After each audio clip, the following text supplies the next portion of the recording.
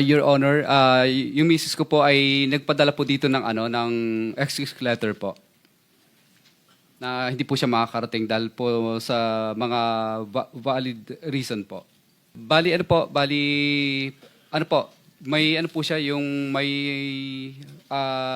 heart condition din po siya at saka po nagpadala po siya ng letter po dito. Hindi ko As I can no longer cancel the meeting set for tomorrow.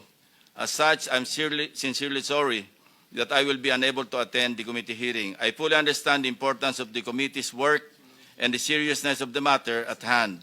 I hope that my absence shall in no way be construed as a reflection of my respect for the committee and its mission. I humbly request the committee's understanding and patience in this matter. Nagsinungaling ka, binabastos mo kami, niloloko mo kami. Di ba?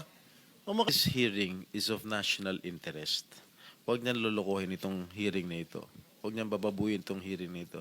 Dahil the Filipino people are watching.